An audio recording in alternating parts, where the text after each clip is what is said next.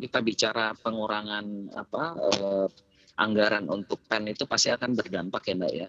Terutama di sini adalah yang nanti akan kita rasakan itu adalah pada saat pemulihan pemulihan dunia usahanya nanti, karena sampai hari ini kan sebetulnya untuk korporasi stimulus untuk korporasi belum berjalan dengan maksimal gitu Mbak ya.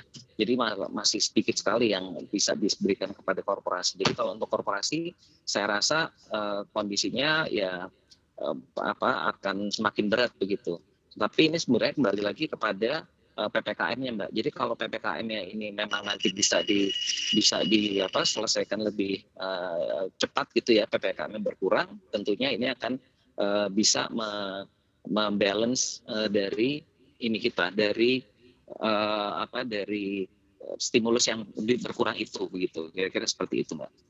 Artinya meskipun stimulus dikurangi, kalau PPKM ini sudah longgar, artinya tidak ada PPKM lagi, ini sebenarnya pengusaha tidak keberatan begitu ya Pak Haryadi?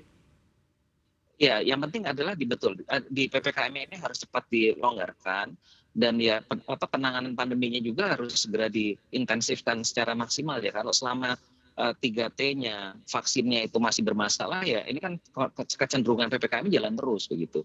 Nah ini yang sebetulnya kita sangat sulit ya, udah 1,5 tahun ini kita udah 15 kali perpanjangan dari PSBB sampai PPKM.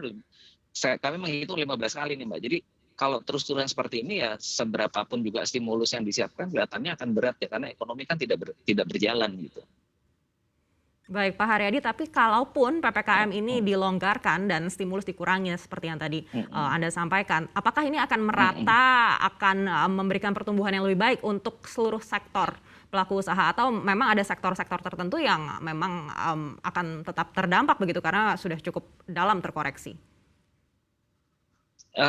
Ada beberapa memang sektor yang perlu intervensi ya, seperti misalnya intervensi dari pemerintah, seperti misalnya di sektor pariwisata, transportasi, baik darat maupun udara juga kelihatannya akan sangat berat sekali Mbak. Nah itu kalau tidak ada intervensi dalam arti kata berupa stimulus ataupun juga kelonggaran dari suku bunga ya dan sebagainya, itu memang berat gitu. Nah ini yang kita tidak harapkan akan terjadi.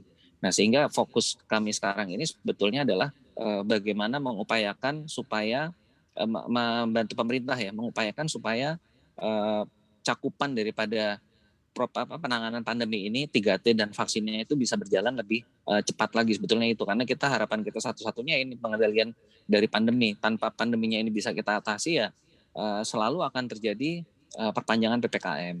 Seperti itu Mbak.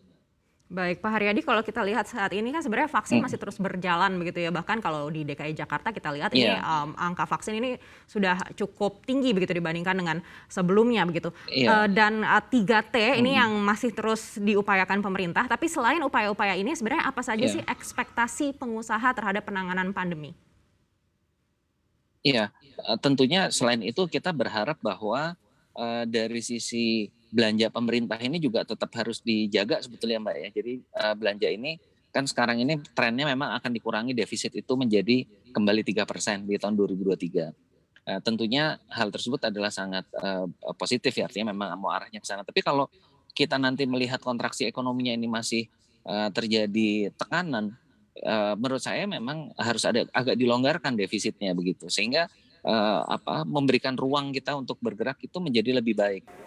Untuk informasi dan berita terkait, klik link di deskripsi dan jangan lupa install aplikasi CNBC Indonesia yang ada di App Store dan juga Play Store. Dan pastinya jangan lupa subscribe ya.